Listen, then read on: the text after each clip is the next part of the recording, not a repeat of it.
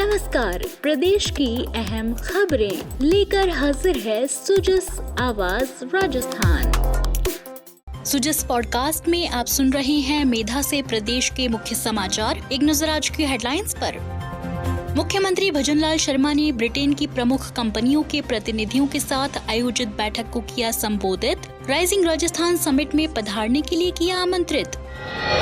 मुख्यमंत्री ने लंदन में आयोजित राइजिंग राजस्थान टूरिज्म मीट में की शिरकत। राजस्थान में पर्यटन की असीम संभावनाओं और आधुनिक सुविधाओं के विषय में हुई विस्तार से चर्चा। सुरक्षा सखी पखवाड़े में अब तक 2,17,000 से अधिक महिलाओं को महिला सुरक्षा के प्रति किया गया जागरूक। और अब सुनिए खबरें विस्तार से। मुख्यमंत्री ने यूनाइटेड किंगडम यात्रा के दौरान लंदन में rising Rajasthan global investment summit के संदर्भ में ब्रिटेन की कंपनियों के प्रतिनिधियों के साथ आयोजित बैठक को संबोधित किया। इस अवसर पर उन्हें राजस्थान में किए गए विभिन्न सुधारों, निवेश के लिए अनुकूल नीतियों, आधारभूत बुनियादी इंफ्रास्ट्रक्चर के विकास और कुशल मानव संसाधन की उपलब्धता के बारे में विस्तार से जानकारी दी। साथ ही सभी प्रतिनिधियों को मुख्यमंत्री ने आगामी rising Rajasthan global investment summit में जयपुर पधारने के लिए सादर आमंत्रित किया, जिससे वे राज्य की प्रगति और निवेश संभावनाओं का प्रत्यक्ष अनुभव कर सकें।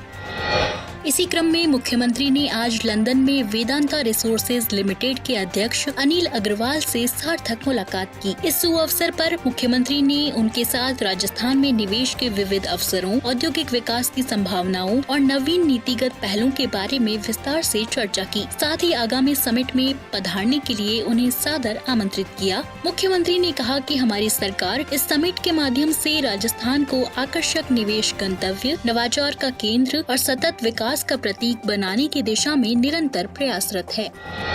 मुख्यमंत्री ने लंदन प्रवास के दौरान मैनचेस्टर विश्वविद्यालय और अरोरा एनर्जी के प्रतिनिधियों के साथ भेंट की। इस अवसर पर उन्हें राजस्थान में उपलब्ध व्यापक निवेश अवसरों, प्रगतिशील औद्योगिक नीतियों और कुशल मानव संसाधन की उपलब्धता के बारे में विस्तार से जानकारी दी। साथ ही आगामी समिट में पधारने के लिए सादर आमंत्रित किया। इसी क्रम में मुख्यमंत्री ने एलिमेंट 6, सियान कोनोड, JCB, Triumph motorcycles, Alpha Wave, ReNew और Indo UK Institute of Health के सम्मानित प्रतिनिधियों से शिष्टाचार भेंट की। इस अवसर पर उन्हें राजस्थान में सरकार द्वारा किए जा रहे निवेश संबंधी सुधारों, उद्योग अनुकूल नीतियों, विकास अवसंरचना सुविधाओं और कुशल मानव संसाधन की उपलब्धता के बारे में विस्तार से जानकारी दी। साथ ही आगामी समिट में पधारने के लिए सादर आमंत्रित किया। बढ़ते हैं आगे। मुख्यमंत्री ने कल लंदन में आयोजित राइजिंग राजस्थान टूरिज्म मीट में सहभागिता करते हुए उपस्थित गणमान्य जनों को संबोधित किया। इस अवसर पर राजस्थान में पर्यटन की असीम संभावनाओं, समृद्ध सांस्कृतिक विरासत और आधुनिक सुविधाओं के विषय में विस्तार पूर्वक जानकारी दी। साथ ही आगामी समिट में पधारने के लिए सभी को सादर आमंत्रित किया। उन्होंने कहा कि हमारी सरकार राजस्थान को वैश्विक पटल पर प्रमुख पर्यटन स्थल के रूप में स्थापित करने के लिए प्रतिबद्ध है। Rising Rajasthan global investment summit 2024 के तहत ब्रिटेन के निवेशकों तक पहुंचने के लिए प्रयास को जारी रखते हुए मुख्यमंत्री भजनलाल शर्मा और राजस्थान सरकार के प्रतिनिधि मंडल के अन्य सदस्यों ने कई ब्रिटिश कंपनियों के साथ बैठकें की और कल शाम लंदन में आयोजित rising Rajasthan investor road show में भाग लिया। इसके अलावा राज्य में खेलकूद को बढ़ावा देने के लिए मुख्यमंत्री के नेतृत्व वाले प्रतिनिधि मंडल ने लंदन के लॉर्ड्स क्रिकेट मैदान में राजस्थान रॉयल्स क्रिकेट टीम के मालिक royal multi sport private limited के अधिकारियों के साथ मुलाकात की। इस दौरान रॉयल मल्टी स्पोर्ट और राज्य सरकार के प्रतिनिधि मंडल के बीच जयपुर शहर को एक स्पोर्ट्स हब के रूप में विकसित करने, जिसमें स्वास्थ्य और मनोरंजन की सुविधाएं भी होंगी, के लिए एक MOU पर हस्ताक्षर भी किया गया, जिसके तहत इसमें स्टेडियम, खेल प्रशिक्षण केंद्र, खेल चिकित्सा और अन्य खेल सुविधाएं विकसित की जाएंगी। इस अवसर पर बोलते हुए मुख्यमंत्री श्री शर्मा ने कहा कि जयपुर को स्पोर्ट्स हब बनाने के लिए हमारे प्रयासों को आज बड़ी सफलता मिली है। इसके लिए हमने राजस्थान रॉयल्स क्रिकेट टीम की मालिक company royal multi sport private limited के अधिकारियों के संग आज लॉर्ड्स क्रिकेट स्टेडियम में एक MOU किया है। इसके तहत जयपुर के अंदर खेलों को बढ़ावा देने के लिए स्टेडियम और अन्य इंफ्रास्ट्रक्चर को भी विकसित किया जाएगा।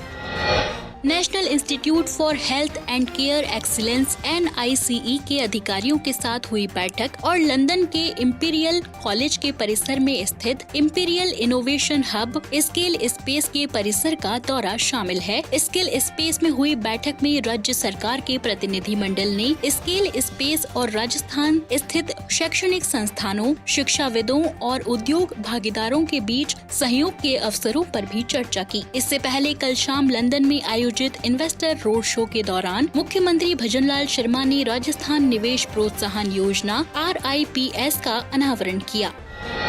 बढ़ते हैं आगे। मुख्यमंत्री के निर्देश पर प्रदेश में गत 5 अक्टूबर से संचालित सुरक्षा सखी संवाद पखवाड़े में अब तक प्रदेश के पुलिस थानों से जुड़ी सुरक्षा सखियों के माध्यम से घर घर कैंपेन चलाते हुए 2,17,000 से अधिक महिलाओं और बालिकाओं को महिला सुरक्षा के प्रति जागरूक किया गया है। अतिरिक्त महानिदेशक पुलिस ADG सिविल राइट्स और AAST मालिनी अग्रवाल ने बताया कि राज्य सरकार और पुलिस मुख्यालय महिला सुरक्षा के विषय को लेकर गंभीर और संवेदनशील है। मुख्यमंत्री श्री शर्मा ने गत दिनों समीक्षा बैठक में प्रदेश के गांव-गांव और घर-घर तक विशेष जागरूकता अभियान संचालित करने के निर्देश दिए थे। इसी के तहत प्रदेश में महिलाओं और बालिकाओं में स्वयं की सुरक्षा के प्रति जागरूकता और उन्हें सुरक्षित वातावरण प्रदान करने के उद्देश्य से यह अभियान सभी जिलों में चलाया जा रहा है। उन्होंने बताया कि इसमें अब तक प्रदेश के थाना स्तर पर सक्रिय सुरक्षा सखियों के माध्यम से 1,37,000 से अधिक बालिकाओं और करीब 80,000 महिलाओं को जागरूक किया जा चुका है। आपको बता दें कि सुरक्षा सखी संवाद पखवाड़े की गतिविधियां 20 अक्टूबर तक निरंतर जारी रहेंगी।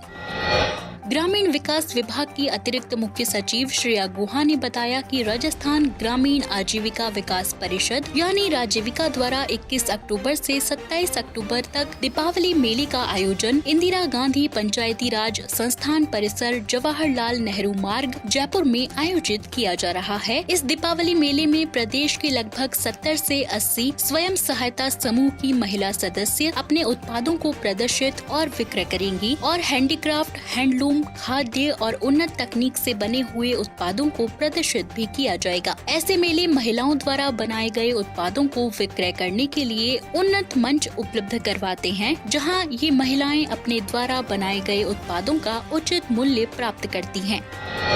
पशुपालन विभाग के शासन सचिव डॉक्टर समित शर्मा की अध्यक्षता में टोंक रोड स्थित राजस्थान पशुधन विकास बोर्ड के सभागार में अनुभव आदान प्रदान के लिए बैठक का आयोजन हुआ। पशुपालन और डेयरी विभाग भारत सरकार द्वारा प्रदेश में संचालित विभिन्न योजनाओं के मूल्यांकन के लिए आए राष्ट्रीय दल के सदस्यों ने इस अवसर पर क्षेत्र भ्रमण के अपने अनुभव साझा किए। विभाग के शासन सचिव डॉक्टर समित शर्मा ने बताया कि दल के सदस्यों ने भारत सरकार के पशुपालन विभाग द्वारा संचालित विभिन्न योजनाओं, विशेषकर राष्ट्रीय पशुधन मिशन, राष्ट्रीय गोकुल मिशन, राष्ट्रीय डेयरी विकास कार्यक्रम और पशुधन स्वास्थ्य एवं रोग नियंत्रण कार्यक्रम की प्रगति और क्रियान्वयन के संबंध में 4 जिलों का दौरा कर स्थानीय अधिकारियों, पशुपालकों और अन्य लाभार्थियों के साथ विस्तृत चर्चा की। उन्होंने जिले के विभिन्न स्तर के पशु चिकित्सा केंद्रों का अवलोकन कर वहां दवाइयों, उपकरणों और अन्य सुविधाओं का भी जायजा लिया। डॉक्टर शर्मा ने बताया कि दल के सदस्यों ने मोबाइल वेटरनरी यूनिट